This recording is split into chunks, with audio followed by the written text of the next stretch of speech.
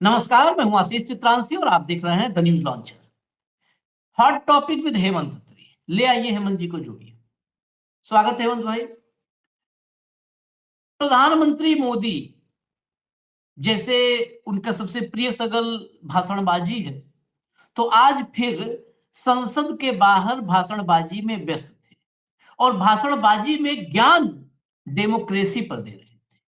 Democracy पर ज्ञान दे रहे थे, इसको ध्यान रखिएगा, आगे काम आएगा इसी चर्चा में।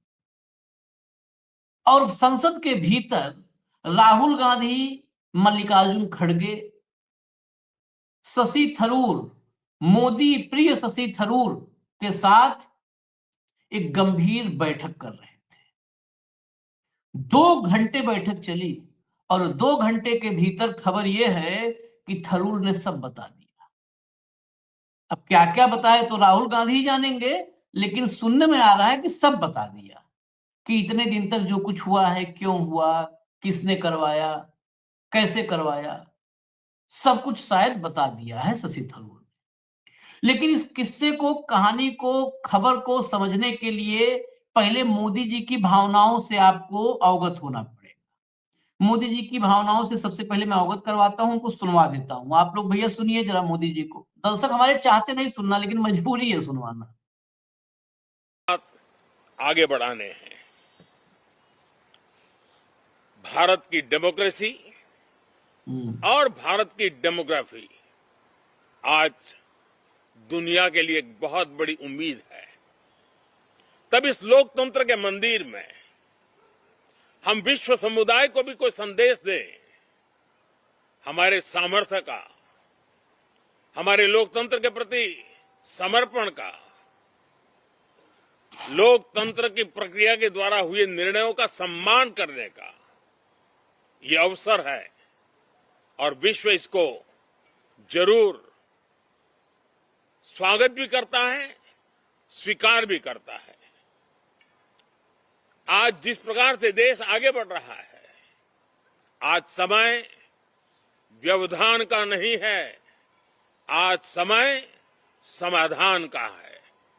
आज प्राथमिकता व्यवधान नहीं है, आज प्राथमिकता समाधान है।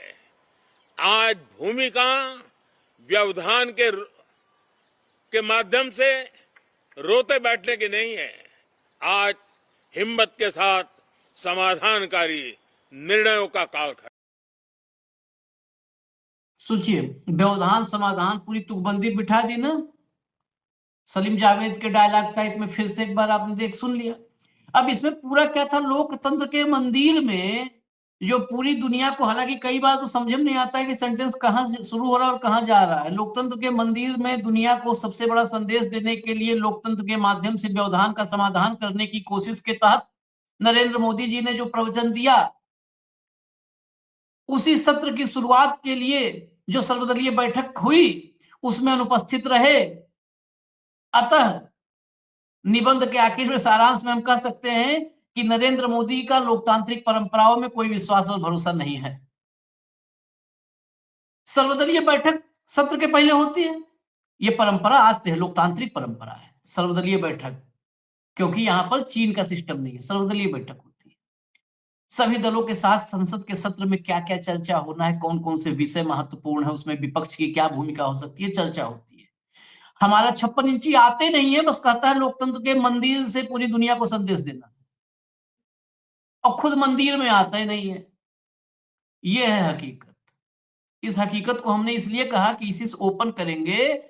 यही लोकतंत्र की, लोकतांत्रिक परंपराओं की दुहाई देने वाला व्यक्ति विदेश तक, दुनिया भर में संदेश देने की बात कर रहा है। जब शशि थरूर को दुनिया के अलग अलग देशों में भेजा गया, तो क्या उन देशों में यह खबर नहीं गई कि विपक्षी पार्टी की अनुमति के बगैर, विपक्षी पार्टी की मांगी गई सूची के खिलाफ जाकर के शशि थरूर को भेजा गया है? लोकतांत्रिक परंपराओं का क्या हुआ? उसी शशि थरूर के साथ आज बैठक हुई। अब उस खबर पे आ जाते हैं। वही खबर है ये, तो खबर के पीछे all is good. Shashi Tharoor after nearly 2 hour long meeting with Mallikarjun खड़गे एंड राहुल गांधी। 2 घंटे लंबी मीटिंग चली, उसके बाद शशि थरूर ने कहा all is good. Shashi Tharoor meets Rahul Gandhi खड़गे एमिड रिफ्ट बज। ये फोटोग्राफ भी आप देख लीजिए, आगे ट्वीट भी दिखा देते हैं। ये फोटोग्राफ खुद ही ट्वीट किया है शशि थरूर ने।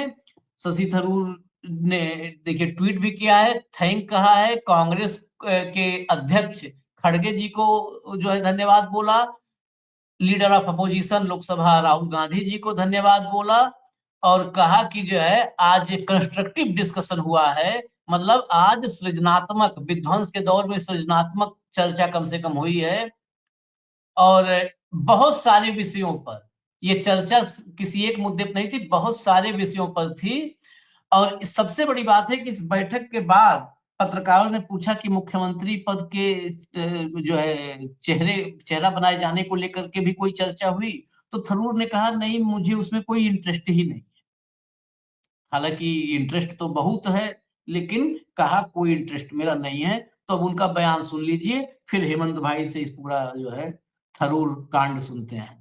We had a discussion with my two party leaders, the NOP and the Congress president, and we had a very good, constructive, positive discussion. All is good, and we are moving together on the same page. What more can I say? Sir, इस तरह की खबरें आप नाराज चल रहे हैं, आपकी नाराजगी दूर हो गई? I can't, honestly, there's nothing more to say. I can't even hear the questions about that. Yes, sir, are you happy with the meeting, I've sir? always campaigned for the So party. Where have I not campaigned? I So will was there any campaign. discussion on chief ministerial candidate of the party or No, campaign no, committee that chief? was never the issue. I'm frankly not interested in being a candidate for anything at the moment. I'm already an MP. I have the trust of my voters from Thiruvananthapuram. I have to look after their interests in Parliament. That's my job. Sir, are you I'm not looking for any new job. ഞങ്ങൾ ഒരുമിച്ച് ഒരേ പേജിൽ മുന്നോട്ട് പോകുന്നു, അത്രേ ഉള്ളൂ. രാഹുൽ ഗാന്ധി അന്ന് ആക്ഷേപിക്കുകയോ അവമാനിക്കുകയോ ചെയ്തു എന്നുള്ളൊരു ഫീലിംഗ് താങ്കൾക്ക് ഉണ്ടായിരുന്നു? ഇതിനെക്കുറിച്ചൊന്നും നിങ്ങൾക്ക് ചിന്തിക്കാൻ ആവശ്യമില്ല. ഞങ്ങൾക്ക് അടിയിൽ പറയാനുള്ളത് മൂന്നാളും കൂടി ഒറ്റയ്ക്ക് ഇരുന്നിട്ട് നല്ലോണം നന്നായി സംസാരിച്ചു. ഇനി വേറെ ഒന്നും പറയാം. हमने मलयालम वाला हिस्सा भी सुना है, क्योंकि केरल में भी बहुत सारे लोग देखते हैं। चलते हेमंत भाई के पास। अच्छा, फ्रेम गजब हुआ, इसी फ्रेम में पीछे से दिग्विजय सिंह भी नजर आ गए, जिन्होंने पिछली सीडब्ल्यूसी में वेणुगोपाल की बखिया उधेड़ दी थी, विधिवत बखिया उधेड़ी थी, तो वो भी इसी फ्रेम में नजर आ गए। हेमंत भाई, लोकतांत्रिक परंपराओं में दोनों पे एक साथ ही जाता हूं जवाब। लोकतांत्रिक परंपराओं को लोकतंत्र के मंदिर में अपनी सिस्टम से मोदी जी आगे बढ़ाते हुए नजर आ रहे हैं, उसी बीच में थरूर उनके हाथों से निकलकर जाते हुए नजर आ रहे हैं। इन दोनों पर आपकी टिप्पणी। आशीष भाई नमस्कार, आपको, सारे दर्शक साथियों को भी। और ये जो आज आपने क्या कहूं, इसको जो तकरीर की है मोदी जी के उसी धारा प्रवाह में, हालांकि वो तो बेचारे पढ़ के बोले, छोटे से कागज में टेलीप्रॉम्प्टर की सुविधा नहीं थी आज, लेकिन आप जिस धारा प्रवाह में पढ़ रहे हैं तो आप मोदी जी के लिए आने वाले दिनों में दिक्कत कर सकते हैं, ऐसी मेरी आशंका मुझे लगती है।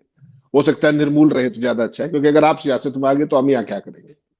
लेकिन आपका जो धारा प्रवाह था, जो जिस तरीके से आपने, तो काफी लोगों को आपने पीछे छोड़ दिया आज एक मामले में। खैर, ऑन ए सीरियस नोट आशीष भाई, देखिए आपने कहा परंपराओं की बात। परंपराएं होती है इंसानों के लिए। मोदी जी महामानव की श्रेणी में है, नॉन बायोलॉजिकल की श्रेणी में। तो वो जो करें परंपरा वो होती है, वो नहीं होती जो परंपरा पहले से चली आ रही है। एक तो आप नए दौर में ये समझ लीजिए, मोदी जी पहली बात सदन के अंदर, उनको आज 12.25 साल से ऊपर का समय हो गया, आज तक आपने संसद के अंदर कभी मोदी जी को किसी सवाल का जवाब देते हुए देखा है? नंबर एक।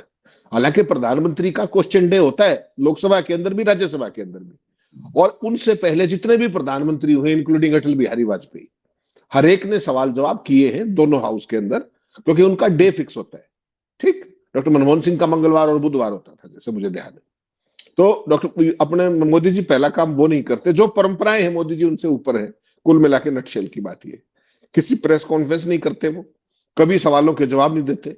संसद शुरू होने वाले दिन वो संसद के उन्होंने एक नई चीज बनाई है, ये जो नई टेक्निक जो आज आपने दिखाई, वो हर बार हाउस शुरू होने से पहले कभी 2 मिनट की तकरीर, कभी 5 मिनट की तकरीर, कभी 13 मिनट तक की तकरीर, हाईएस्ट 13 मिनट की, उस तरह की इनका वन वे मोनोलॉग होता है, एक तरफा संवाद होता है। तो उनके लिए ऐसी कोई भी चीज, आप सोचिए अजीत पवार का उस समय दाह संस्कार हो रहा था, वो एलआई थे, महाराष्ट्र के काफी सीनियर लीडर थे, तो मोदी जी ने वहां अमित शाह को भेजा, खुद भी जा सकते थे अगर जाना चाहे तो, और कल एक बार ऐसी बात चली भी थी शाम को, अगर आपको ध्यान हो, कि मोदी जी खुद जाएंगे, लेकिन वो नहीं नहीं गए। नहीं, मैं इसलिए एक बस 30 सेकंड रुक रहा हूं।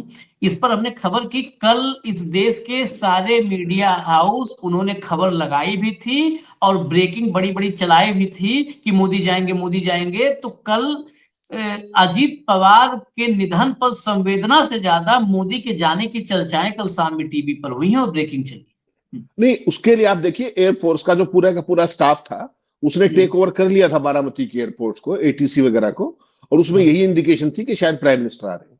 ठीक है, अमित शाह तो पहुंचे हैं, वहीं लैंड किए हैं ऑब्वियसली, लेकिन प्रधानमंत्री की भी चर्चा थी। He chose not to go, और प्रधानमंत्री जी सीधा गए वहां पर हाउस के अंदर, राष्ट्र के नाम बाहर खड़े होकर संदेश दिया, और सारे जो सिस्टम और वो सारी चीजें उन्होंने बता दी, जो भी बतानी होती है, पूरी दुनिया को संदेश दे दिया काफी मजबूती का। लेकिन इससे बड़ा खेल जो है वो अंदर हुआ केरल के मामले को लेकर के। आपको पता है 23 मई को विधानसभा की वहां पर टर्म खत्म हो रही है, तो मोस्ट लाइकली बंगाल के साथ ही चुनाव होंगे, केरल के भी, जैसे कि अभी तक संकेत है। तो अंदर खेल बड़ा हुआ आज। आपको ध्यान होगा पिछले हफ्ते कांग्रेस की एक केरला के सारे नेताओं की मीटिंग हुई थी, स्ट्रेटेजी मीटिंग, जिसमें खड़गे भी थे, राहुल गांधी भी थे, और उसमें शशि थरूर नहीं आए थे, और वो केरल साहित्य सम्मेलन कोच्चि के अंदर थे उस दिन। तो इमीडिएटली ये हुआ कि भाई बहुत ही गलत मैसेज चला जाएगा, चुनाव का बहुत कम समय बच गया है। प्रैक्टिकली देखो तो 4 महीने के अंदर तो नई सरकार बन जाएगी वहां पे, उस दौरान में सब कुछ हो जाएगा। तो आपको ध्यान होगा, हमने शायद पहले भी चर्चा की थी, प्रियंका गांधी इमीडिएटली एक्शन में आ गई थी लास्ट वीक ही, कि किस तरीके से इनको बैक टू द पार्टी के फोल्ड के अंदर लेकर के जो भी है। उधर से शशि थरूर का ये था कि उनका ना तो लेफ्ट के अंदर कोई बेहतरीन दांव लग रहा था, क्योंकि लेफ्ट तो ऑन इज वे आउट है। जो भी नगर निगम के चुनाव हुए स्थानीय निकायों के, उसमें संकेत मिल गया क्लियर कि भाई क्या स्थिति है वहां की ओवरऑल पॉलिटिक्स की। भारतीय जनता पार्टी के पास वहां कोई लंबा चौड़ा मामला है नहीं। बीजेपी की जितनी मदद कर सकते थे तिरुवनंतपुरम में कर दी उन्होंने, रशिया में जाके कराए पुतिन से मिलकर, और वो सारा जो भी डिप्लोमेटिक था।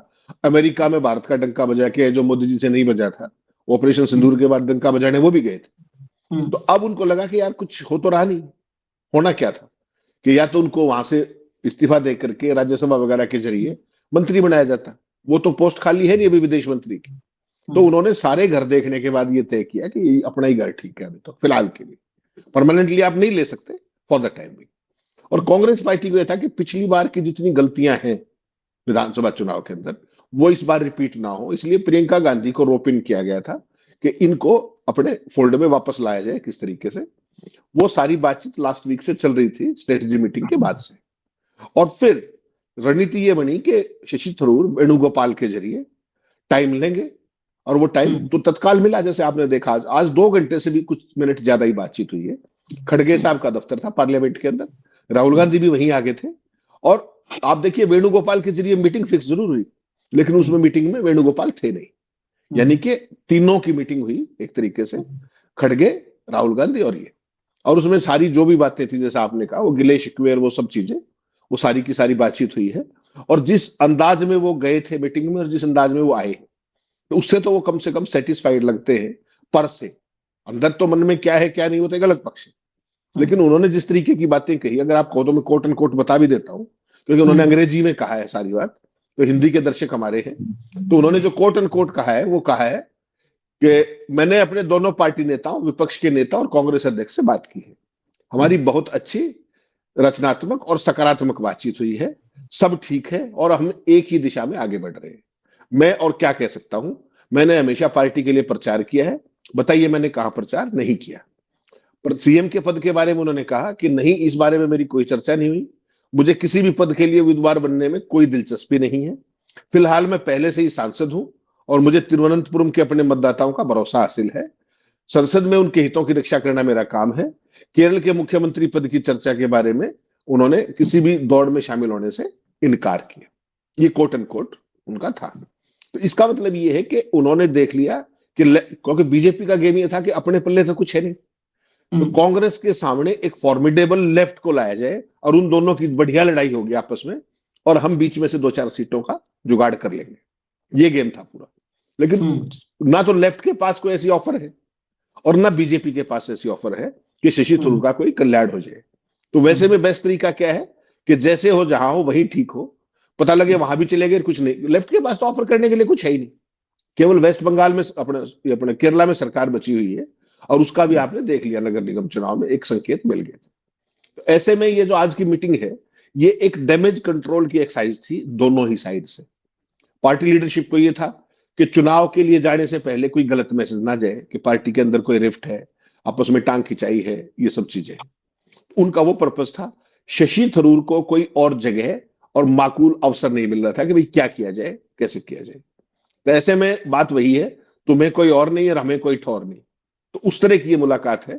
शशि थरूर वही आदमी है जिसने तमाम मुद्दों पर पार्टी लाइन को वायलेट किया, चाहे आर्टिकल्स के जरिए किया, चाहे मोदी की प्रशंसा का मामला हो, चाहे रशिया जाना हो बिना पार्टी से पूछे, चाहे बिना पार्टी से पूछे अमेरिका जाना हो। तो ये सारी चीजें बेसिकली एक बैकग्राउंड है। लेकिन वो होता है ना कि एक बार कोई भी ऐसा वक्त क्रुशियल आ रहा है आने वाले समय में, केरला का चुनाव कांग्रेस के लिए बहुत महत्वपूर्ण है, क्योंकि बंगाल में उनके पास कुछ लंबा चौड़ा है नहीं, ना खोने के लिए ना पाने के लिए। ऐसे में केरला एक ऐसी स्टेट है जहां पर वो अपनी फॉर्मिडेबल उपस्थिति दर्ज करा सकते हैं। तो उन चांसेस को वो नहीं खोना चाह रहे थे। और जिस तरह की दूरियां बन गई थी, आपने देखा होगा राहुल गांधी पीछे केरला गए थे 10 दिन पहले, उस स्टेज पे थरूर भी थे और राहुल गांधी ने उनका नाम भी नहीं लिया था। तो एक कई बार मैसेज देने की बात होती है। और आपको पता है केरला के अंदर राहुल गांधी का सबसे बड़ा एडवाइजर कौन है ओवरऑल भी, केरला के अंदर भी, वो आप उसका बार बार नाम लेते हो, मैं उसका नाम नहीं लेता जान करके। केरला से आते हैं वो भी। पिछली बार उनको मुख्यमंत्री का नाम का सुर्रा चलाया था और पूरी पार्टी की नैया डूब गई थी केरला के अंदर। तो केवल इसी बात पे पार्टी आ रही, चुनाव और कोई कार्ड नहीं था पिछली बार। 100% कांग्रेस की जीत थी। केवल आखिरी के 2 दिनों में लेफ्ट ने चला दिया कि इतना क्यों पर्दादारी, बता दीजिए वेणुगोपाल। नहीं, मैं आ ही रहा था बस उस पे आ ही रहा था। तो चुनाव बिल्कुल स्मूथ था पिछली बार भी, आपने देखा जिस तरह का पूरा माहौल था।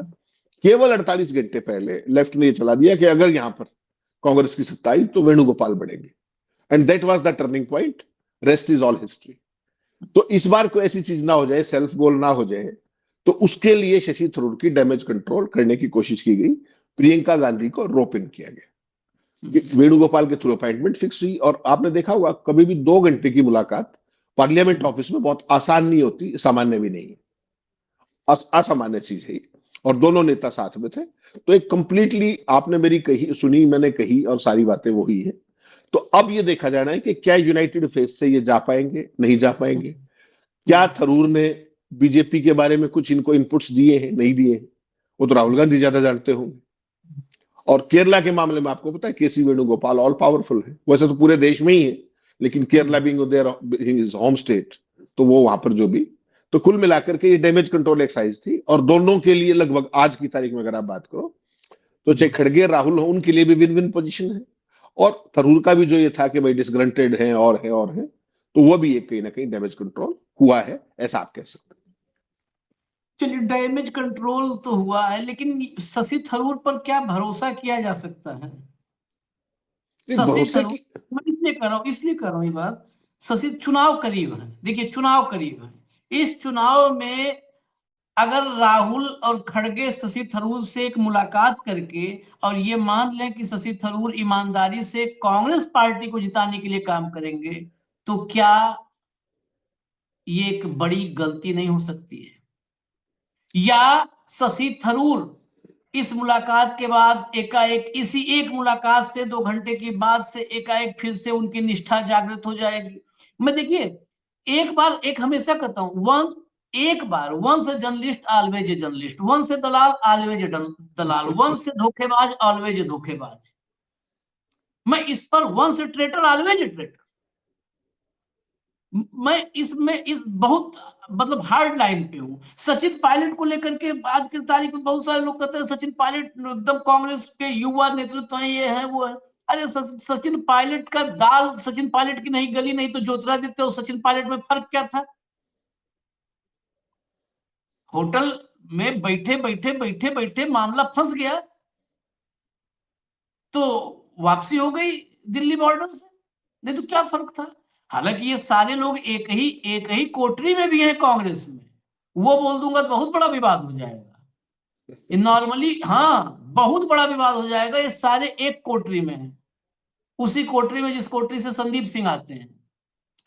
इन सबके बॉस एक हैं।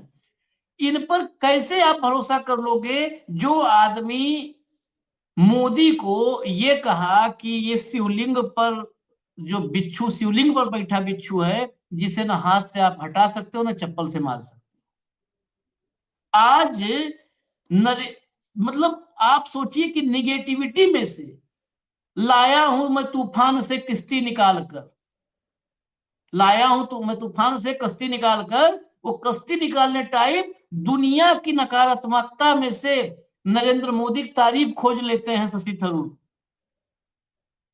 अब देखिए ना, शशि थरूर खोज लाते हैं भाई, आप निगेटिव से निगेटिव चीज देखिए, उसके भीतर से खोज लाते हैं नरेंद्र मोदी की तारीफ। तो उस शशि थरूर पर आप कैसे मान लोगे जो शिवलिंग के बिच्छू चप्पल और हाथ में अभी तय कर रहा था फैसला कि किससे मारे हटाएं, वो आदमी मोदीमय हो गया। आप एक मीटिंग में मान लोगे कि चुनाव में, मुझे लगता है कि जो लोग आपके साथ रह के और साथ न दें वो ज्यादा खतरनाक है। खिलाफ दिखे कोई दिक्कत नहीं है, खुल के खिलाफ हो जाए, खुल के दिखे कि हाँ ये खिलाफ है यार, ये हमारे खिलाफ काम कर रहा है, हमको हरवाने के लिए काम कर रहा है, आप उसको न्यूट्रलाइज कर सकते हो, उससे आप टकरा सकते हो, उस पर आप भारी पड़ सकते हो। आपके बगल में ही चल रहा है, नहीं नहीं ऑल इज गुड, और ऑल इज गुड करके वो वर्स्ट रिजल्ट लाने में लगा हुआ है, फिर क्या करोगे आप? फाइनली ये समझना चाहता हूँ, बहुत सारे एग्जाम्पल देते हैं। आशीष भाई, आपने कहा बिल्कुल ठीक बात है। और कांग्रेस पार्टी का सबसे बड़ी क्राइसिस यही है कि ना तो वो सत्ता में है पिछले 11.5 पौने 12 साल से, और ना अगले 3-3.5 साल तक सत्ता की कोई गुंजाइश है, जहां तक सेंटर की बात है। वैसे में अब समस्या क्या है कि जो लोग दिल्ली की राजनीति करते हैं उनको कहीं ना कहीं अपना फ्यूचर ब्लैक दिखता है, और जब सत्ता में नहीं हो तो पार्टी लीडरशिप स्वतः स्फूर्त वीक दिखती है, इसमें भी कोई शक नहीं। उनकी जो अथॉरिटी होती है मोरल, वो कहीं ना कहीं इरोड होती है। वही स्टेट्स के अंदर है कि तमाम स्टेट्स के अंदर आज बीजेपी आ चुकी है, और बीजेपी के अंदर जब जो स्थिति देखेंगे, बीजेपी का 1 मैन रूल है या 2 मैन रूल, जिस तरीके से जब सत्ता से आप निरंतर बाहर होते हो विपक्ष में, तो कितने लोग आपके साथ जुड़े रहते हैं, वो एक बहुत बड़ा सवाल है भारत की राजनीति के अंदर, ये आप भी जानते हैं सारी बात। तो शशि थरूर की महत्वाकांक्षाएं पहले तो केरल में थी कि कहीं वहां दाव लग जाए, सारे लड़ रहे आपस में, तो वहां उस दावबाजी के चक्कर में वो वापस लेफ्ट के पास ही चलेगी सरकार, नहीं तो कांग्रेस का मैंने जैसे बताया कि दाव लग रहा था, कोई दिक्कत नहीं थी। फिर सेंटर में दाव नहीं लगा, तो ऐसे में उन्होंने अलग अलग एवेन्यूज ढूंढने की कोशिश की, चाहे ऑपरेशन सिंदूर के बाद हो, चाहे वो रशिया जाकर हो, चाहे वो और हो। लेकिन एक बात तो आप भी मानेंगे, जो सुब्रमण्यम स्वामी बताते हैं कि जो जयशंकर है वो भी कच्ची गोलियां नहीं खेले, जयशंकर के भी चाइना के दौर से पुराने संबंध है, ठीक। और अगर ये कैबिनेट में आते तो निश्चित तौर पर सीधा सीधा इंपैक्ट जयशंकर की स्टैंडिंग पर पड़ता, और पड़ा भी। जिस तरीके से इनको रशिया भेजा गया उनके विदेश मंत्री रहते हुए, तो पड़ा भी वो स्टैंडिंग पे, लेकिन वो अपना कर गए होंगे डब। अब क्या है आशीष भाई कि पार्टियों के अंदर गला काट प्रतिस्पर्धा कोई नई बात नहीं होती, ठीक। हर आदमी महत्वाकांक्षी होता है, इसमें भी कोई प्रॉब्लम नहीं होती। लेकिन असली बात है कि विचारधारा के साथ जुड़कर पार्टी के अच्छे और बुरे वक्त में जो लोग साथ चले, वही असली काडर होता है। आज की तारीख में कांग्रेस पार्टी में एक बहुत बड़ा क्राइसिस ये है कि रैंक अपॉर्चुनिस्ट लोग हर जगह हैं, हर जगह। और जैसा हम कई बार बात करते हैं कि मतलब आशीष चित्रांशी नहीं बनने चाहिए, बेशक भाजपा आ जाए, बनूं या तो मैं, और नहीं तो बेशक भाजपा आ जाए, या जैसे केरल की बात करूं तो बेशक लेफ्ट आ जाए। एक वो परिस्थिति जो है, आपने राजस्थान में नाम लिया, मतलब आप सोचिए सर्विंग डिप्टी चीफ मिनिस्टर थे, सर्विंग डिप्टी चीफ मिनिस्टर और पार्टी प्रेसिडेंट, जो आज कर्नाटक में हालत शिव कुमार की है, डीके शिव कुमार, और डिप्टी सीएम भी है और पार्टी प्रेसिडेंट भी। सेम वाज विद अपने क्या नाम है सचिन पायलट। उसके बावजूद दोनों पदों पर होते हुए भी वो किस तरीके से गुड़गांव में आकर के बैठ गए, वो मानेसर में 5 स्टार होटल में, कितनी बड़ी एम्बेरसमेंट हुई होगी। तो ऐसा ये केवल 2 नाम आपके सामने, ऐसे बहुत लोग हैं कांग्रेस पार्टी के, बहुत लोग जिनकी महत्वाकांक्षाएं पार्टी के हितों से बहुत बड़ी हो चुकी हैं। दिक्कत क्या है आशीष भाई, असली दिक्कत पे आई आप कि कितनी ही बड़ी प्रतिभाशाली व्यक्ति नया हो, कोई भी किसी भी क्षेत्र से, कांग्रेस पार्टी में उस नए आदमी के लिए ओपनिंग नहीं है। जो मौजूद है उन्हीं के बेटे नाती रिश्तेदार फला, ये सब कोई भी कितना ही बड़ा आदमी, कितना ही मतलब वो वेल वर्स्ड हो, चीजों का पढ़ा लिखा हो, विद्वान हो, अपने क्षेत्र का माहिर हो, कांग्रेस पार्टी में उस लेवल का एक्सपेंशन ही नहीं। लेकिन हकीकत आज एक और भी देखिए कि बीजेपी में विचार नाम की अब कोई चीज बची नहीं, ठीक। 2 लोग हैं और वो ये ढूंढते हैं कि सबसे ज्यादा फजूल आदमी कौन है उसको जाके मुख्यमंत्री बना देते हैं। तमाम राज्यों में मुख्यमंत्री देख लीजिए उनके, कि जो सबसे यूजलेस हो ना उसको ढूंढ करके बढ़ाते हैं। इस मामले में मोदी जी की बड़े पारखी आदमी है। कांग्रेस पार्टी के पास टैलेंट की कभी कमी नहीं रही, लेकिन पिछले कुछ समय में पार्टी की लीडरशिप, चाहे वो स्टेट्स के अंदर हो चाहे सेंटर के अंदर हो, जब तक आप नया ब्लड इन्फ्यूज नहीं करोगे उसके अंदर, अलग अलग क्षेत्रों से नए नए लोग नहीं जोड़ोगे, ये वो मौका होता है जब आप विपक्ष में हो तो आपके पास समय होता है कि नई नई प्रतिभाओं को जोड़ो, अलग अलग क्षेत्रों के अंदर अलग अलग कास्ट ग्रुप्स के लोग, अलग अलग उस तरह की कोई कार्रवाई है ही नहीं। कांग्रेस पार्टी की सबसे बड़ी समस्या ये है, और जो मौजूदा लोग हैं उनकी क्रेडिबिलिटी भी और सिंसियरिटी भी, that is under very serious doubt. उसमें शशि थरूर हो, जितने भी लोग हैं कांग्रेस पार्टी के अंदर, आप देखिए, या तो मैं या मेरा बेटा या बीजेपी, कोई वही समस्या बात। नहीं। तो ये है नहीं, कांग्रेस की असली प्रॉब्लम। नए लोगों को जब तक आप नहीं लाओगे, जब तक ये जो पुराना रॉट है इसको नहीं निकालोगे या इनको साइडलाइन नहीं करोगे, तब तक यही चलेगा। आशीष भाई, आप केरला की बात करें, आप किसी स्टेट की बात कर लो, किसी भी स्टेट की बात कर लो, फूके हुए कारतूस, सीबीआई और ईडी के केसों का सामना कर रहे लोग, वो क्या ही क्रांति करेंगे? वो अपनी जान बचा के बैठे हुए यार कहीं अंदर ना दे दे। तो देश के अंदर जहां जहां बीजेपी की सरकार है, आप मुझे एक बात बताइए, इससे बड़ा कुशासन राज्यों के स्तर पे और देश के स्तर पे कभी आपने देखा है क्या? कभी देखा हो देश के इतिहास में कहीं कोई आंदोलन है? वो क्यों नहीं है वो देखना पड़ेगा आपको। वो केवल इसलिए नहीं है कि जो बड़े नेता हैं कांग्रेस के स्टेट्स के अंदर, वो सारे सीबीआई ईडी के अंदर नेम्ड हैं, और उन्होंने चू भी की तो उनको पहुंचा दिया जाएगा उनकी जहां पे वो है, और नए लोगों को आप जोड़ोगे नहीं तो आंदोलन आएगा कहां से? बीजेपी का विरोध कहां से होगा? हरियाणा जैसी स्टेट के अंदर आप देखिए, बीजेपी 11 साल से सत्ता में है, जहां नाम लेवा नहीं था उसका। तो ऐसी तमाम स्टेट्स हैं। तो आपको ये देखना पड़ेगा कि नया जब तक ब्लड इन्फ्यूज नहीं करेंगे आप, तब तक पार्टी में यही गत रहेगी। चाहे वो शशि थरूर हो, आप कितने ही नाम गिनते चले जाइए, उससे कोई फर्क नहीं पड़ने वाला। ये मौका है कांग्रेस के पास कि वो बीजेपी में है और वो अपोजिशन में है, और वो इस परिस्थिति का फायदा उठा ले कि अपनी पार्टी को तो कम से कम रिऑर्गेनाइज कर ले ढंग से। ये मौका है। सत्ता में होने के बाद आपके पास 20 तरह की चीजें हो जाती है। अब वो अवसर है कि आप इस चीज को अच्छे से कर सकते हो अगर चाहो तो, और 20 शशि थरूर खड़े किए जा सकते हैं हर एक स्टेट के अंदर। यही तो समझना है आखिरी में। 20 शशि थरूर, जो आपने कहा ना कि यंग ब्लड इन्फ्यूज किया जाना, और भाजपा में कांग्रेस में एक ही बेसिक फर्क मुझे नजर आता है। आपने कहा ना, सबसे फिजूल को बना देते हैं, सबसे निकम्मा नकारा, जो भी आपका, लेकिन उसके पीछे उसी प्रदेश के जितने सीनियर मोस्ट हैं जबरिया खड़ा करते हैं कि खड़े हो जाओ, और नहीं खड़े हो गए तो तुम अपने घर में खड़े होने लायक नहीं रहोगे, फिर तुमको खड़ा होना पड़ेगा। कौन बता दो आप, कौन नहीं खड़ा हुआ? भजन लाल शर्मा की पर्ची कितना भी ना खुशी से किया हो, वसुंधरा ने ही पर्ची निकाली ना। नहीं, वो सीन देखा था, आपको याद है? वो सीन याद है आपको? हाँ, कैसा उनको करंट लगा भाई, 440 वोल्ट का करंट लगा उनको, 220 का नहीं। जैसे ही पर्ची खोली उनका मुंह खुला रह गया। सोचिए आप। तो वही कर रहा हूं कि करवाया ना, शिवराज को मोहन यादव बगल में खड़ा करवाया। खड़ा आपको होना पड़ेगा, आपको होना पड़ेगा। अब आप बताओ, ये तो बड़े बड़े लीडर, मैं कांग्रेस की हालत बताऊं, जिले में 80 साल का कांग्रेस का नेता, 80 साल का विधायक रहा है। 20 साल पहले सन 90 में विधायक थे, फलाने जी हैं, 90 में विधायक थे। आज भी विधायकी का टिकट लेने के लिए चुनाव आता है तो दिल्ली आकर के 7 दिन 6 दिन रुक जाते हैं वो सब, और टिकट ले चले जाते हैं, क्योंकि एक चुनाव लड़ने पे 5 साल की व्यवस्था हो जाती है।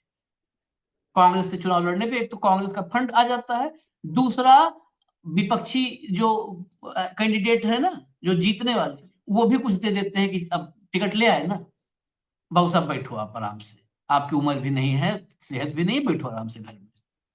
तो ठीक ठाक मैं कुछ लोग जानता हूं कि वो 40-50 लाख रुपए तक एक चुनाव लड़ करके, कांग्रेस से चुनाव लड़के कमा लेते हैं। 5 साल का हो गया, उसी में 2 नई गाड़ियां आती हैं। आपको बताऊं मैं, कई फॉर्मूले हैं, 12-12 लाख की 2 गाड़ियां आती हैं, बोलेरो। पूरे फिर 5 साल वो शादी ब्याह में भी बुकिंग होता है, वहां से भी आता है गाड़ी अपना, कभी निकले तो 4 गाड़ी काफिला भी बन जाता है। 80 साल का उम्र है, आज भी वो दूसरे जगह देने को तैयार नहीं है। और कांग्रेस की पता नहीं कौन सी ऐसी पॉलिसी है कि इनकी रीढ़ में इतना दमे नहीं है, ऐसे निकाल के बाहर करो, कहीं तो सम्मान से बैठना है तो हम नए लड़के को ला रहे हैं, मेहनत करेगा, सम्मान से आइए, आशीर्वाद दीजिए, और नहीं तो मुंह मत दिखाना फिर कांग्रेस में। और लोग, बहुत सारे लोग कहते हैं बुजुर्ग जुड़ेंगे तो वोट आएगा। अरे उनके पास वोट ही होता तो कहीं चुनाव में जीतते। जमानत नहीं बचा पा रहे हैं, 1200 वोट सलमान खुर्शीद की पत्नी को मिले, 1200 वोट लुइस खुर्शीद को। मैं कितने बार कह चुका हूं, दिल्ली में साल भर में जो नेताओं की आम पार्टी, मैंगो पार्टी होती है, सबसे फेमस सलमान खुर्शीद की है। जितने वोट मिलते हैं, उसके जितना वोट 1200 मिला था ना, उसका 4 गुना तो आम खिला देते हैं। कम से कम 4-5 हजार आम खिलाते होंगे मैंगो पार्टी में, और वोट पाए थे 1200। पत्नी राष्ट्रीय नेता है कांग्रेस पार्टी के। आप कहां पर, आप जो दगे कारतूस, फूके कारतूस करो ना, सबके सब कंप्लीट है सही। अब इन पे बात करें तो वही हो जाएगा, हरि अनंत हरि कथा अनंता, और कहीं सुने बहुबल सब संता।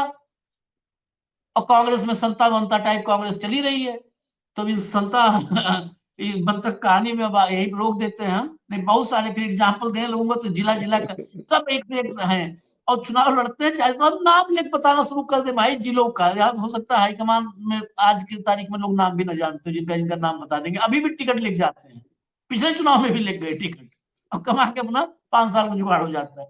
इजाजत दीजिए हमें। धन्यवाद हेमंत भाई, बहुत बहुत धन्यवाद, नमस्कार।